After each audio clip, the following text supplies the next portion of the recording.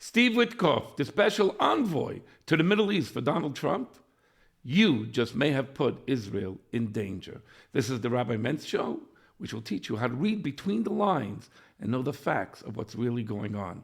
If you like the show, please subscribe so you get all of my inside and insights. Steve Witkoff just came out and said the following. He said that he was able to trust Hamas. Let's go to the tape. I know that you said Hamas has been unreasonable in trying to respond to another round of the next phase of a ceasefire. Where do we go from here? What are the odds you get them back to the table and get these hostages home? I was in Doha. I met with many of the Arab leaders at the Arab Summit. I thought we had a deal, an acceptable deal. I even thought we had an approval from Hamas. Maybe that's just me getting duped. Hamas had every opportunity to demilitarize, to accept the bridging proposal that would have given us a 40 or 50-day ceasefire where we could have discussed demilitarization and a final truce. There were all kinds of opportunities to do that, and they elected not to. Are you kidding me? You thought that they were negotiating, and maybe you were duped? You have no clue of how they work in the Middle East. Western civilization thinks, okay, if they sign a paper, they're going to keep to it because you can trust them. Never, ever can you trust a terrorist, especially one that has in their charter that Israel must be destroyed. All they're doing is buying time. So what was it, Mr. Witkoff, that you really believed that there was going to be a disengagement? That there was going to be, like, we're going to take out some of the armaments? Are you kidding me? First of all, there was a disengagement in 2005. Did you forget how Israel took out their army and all the Jewish families, thousands of families, and gave them a place called Gaza?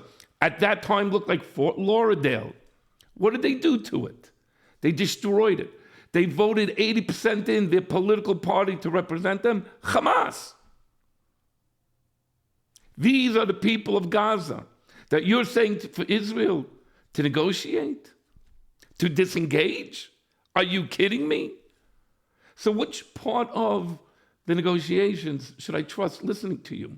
Did you forget about stage 2, where Hamas cannot be anywhere to be found in Gaza?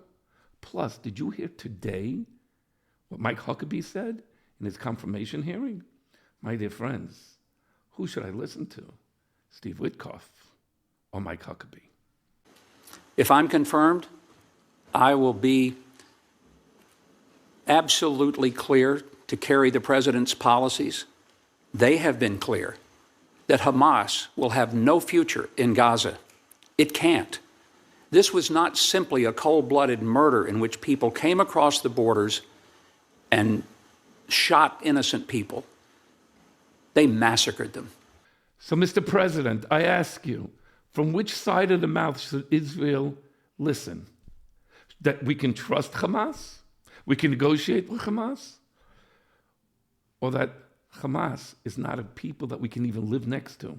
You see, Israel has to survive no matter what. And they are always trying to plot to kill Israel. Who is representing you, Mr. President? Mike Huckabee or your special envoy, Witkoff? If I was the Prime Minister of Israel, I would go and say, time out. There's no way I'm negotiating with Hamas, that they will be there tomorrow, and I'm pulling out my army. This is Rabbi Mentz, reading between the lines, and you just had the insight to make you think, what's really going on?